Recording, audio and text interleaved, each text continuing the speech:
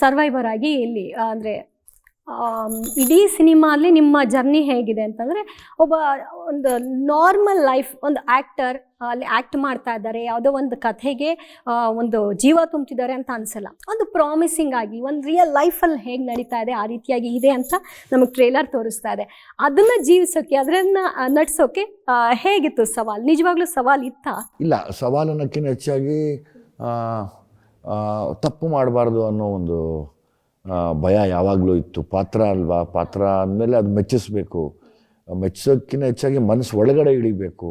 ಆಮೇಲೆ ಕರೆಕ್ಟ್, ಇದು ನಮ್ಮ ಮನೇಲಿ ನಡೆದಿದೆ, ನಮ್ಮ ತಂದೆ, ತಾತ, ದೊಡ್ಡಪ್ಪ, ಚಿಕ್ಕಪ್ಪ ಇದೆಲ್ಲವನ್ನು ಎಲ್ಲರೂ ಇದನ್ನು ಅನುಭವಿಸಿದ್ದಾರೆ ಅಂತ ಅವ್ರನ್ನ ರೆಪ್ರೆಸೆಂಟ್ ಮಾಡೋದ್ರಲ್ಲಿ ತುಂಬ ಒಂದು ಬೈದಲ್ಲಿ ಮಾಡಿರ್ತೀವಿ ಅದನ್ನು. ಟು ಲುಕ್ ಹೆಂಗ್ ಒಂದು ಸ್ವಲ್ಪ ನಿಮ್ಮ ಲುಕ್ ವೈಸ್ ಅಥವಾ ನಿಮ್ಮ ಪರ್ಸ್ನಾಲಿಟಿ ವೈಸ್ ಎಲ್ಲನೂ ಚೇಂಜ್ ಮಾಡ್ಕೊಳ್ಬೇಕಾಗತ್ತೆ.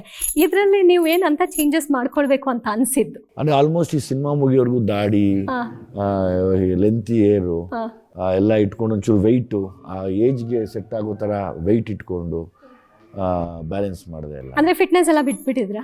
ಫಿಟ್ನೆಸ್ಸಲ್ಲಿ ಇದ್ದೆ, ಬಟ್ ಫಿಟ್ನೆಸ್ಸಲ್ಲಿ ಅಂದರೆ ಲೈಕ್ ಸ್ವಲ್ಪ ಜಾಸ್ತಿ ಊಟ ಮಾಡೋದು, ಸ್ಟ್ರಿಕ್ಟ್ ಆಗಿರಲಿಲ್ಲ.